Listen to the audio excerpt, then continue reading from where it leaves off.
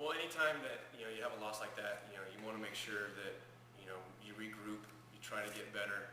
You have to get better. The last thing you want to do is come back and have a down week or have a down performance at your next opponent. So we started working things in on the weekend, and going back to Friday was definitely a total team loss. I mean, it was not one aspect of the game that lost it for another, that type of thing. And so across the board, I mean, players didn't execute, and coaches didn't adjust as well as we probably should have. And so that all goes back to it's a good thing it's week 2 and it's not going to affect us and hang our season on it, because we didn't make or break playoffs because of it. We didn't end our season on it, and we didn't lose a chance at winning our league title off of it. So we just have to get better, and that's what we're focusing on this week. We focus on having better practices. We focus on moving guys to the right spot, and we move guys around. Our depth chart moved a little bit on Sunday, and we had to make those adjustments based upon what we saw, what we've been seeing, and kind of Friday kind of let us say, like, it was kind of like an aha kind of thing where we saw that coming, and then all of a sudden it really showed on Friday. So those type of adjustments were being made, and so we should see a big improvement on Friday, this coming Friday against Sierra. In our email correspondence, you mentioned the importance of finding a leader within the team to kind of step up and help guide the team going forward. What are some of the qualities that you're looking for in this individual? Well, one thing I talked to the team on Monday before practice. They got done with stretching, and we brought it up and we talked to them a little bit, and they actually had a little team meeting. And one of the things I asked them was, do you think that somebody is a leader because they lead you in jumping jacks or in stretching, or is it somebody that's going to lead you through a fight? And I think some of them need to realize the difference, because I told the kids, just because you're in the front of the line and you are leading kids in jumping jacks or stretches, all that makes you is you're the first person in line. It doesn't mean anything about you. Leaders have to do that. And so I think there's 2 different types of leaders that I talked about with the kids. There's vocal leaders, kids that are going to be out there and going to be outwardly leading kids, commanding, that type of thing, where there's kids that lead by example. And I think we need to have a good combination of the 2 to get the job done. You don't necessarily have to be one or the other. But if you're going to be that leader, you need to step up and let the guys know that you are assuming that role of leadership, and that they need to listen to you, and do it in a way where you're going to be able to command their respect and not just sound like you're yelling at kids and that type of thing. So we talked about that, and I think it was good for us to have that meeting on Monday. I wish it would have been under different circumstances, and it was, we didn't have to have that type of meeting, and it wasn't coming off of a loss like that.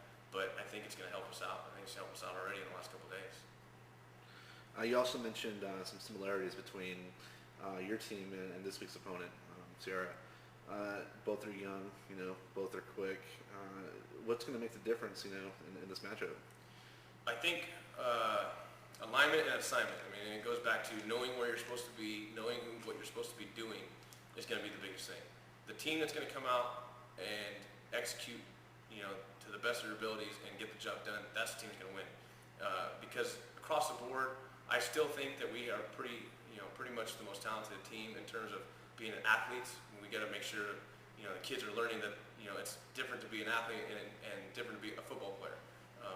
So we're still learning in that aspect. We have a lot of athletes, but, they're still learning to be football players. And part of that goes along with knowing what your job is and your responsibility is on any given play, whether it be offense or defense. And so we're still learning in that part, and that's where the youth comes in. The same thing with Sierra. Sierra's doing the same thing.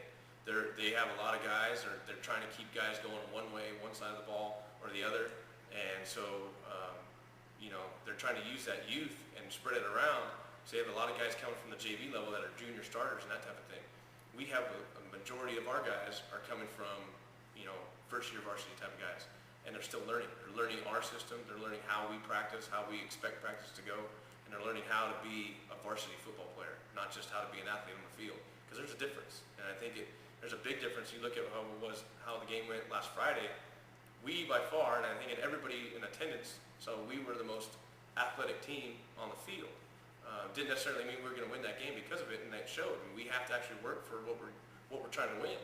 And our kids now, I think, hopefully realize that you have to put in the work. You can't just step on the field and people are going to bow down to you and roll over, especially in a place like Escalon. So the quicker we can can figure that part out and understand that we have to earn every bit of respect and every bit of win that we want, and learn how to be a football player, that's going to be the difference in the rest of our games from here on out. For such a young team, is it important, how important is it that the team's returning home this week, to play in front of the home crowd, to kind of get their feet back under them? Well, road trips are interesting because it's especially being your first road trip.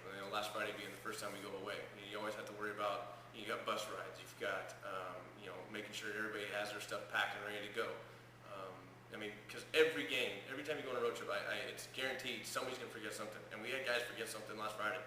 And, it may seem little, but it's all part of the mental philosophy of being prepared and that type of thing. And so coming back home, you get here a little bit later, you're closer to home if, somebody forgets something, that type of thing. But also you've got the support of your home crowd behind you, a little bit more force, and your surroundings are a little bit more,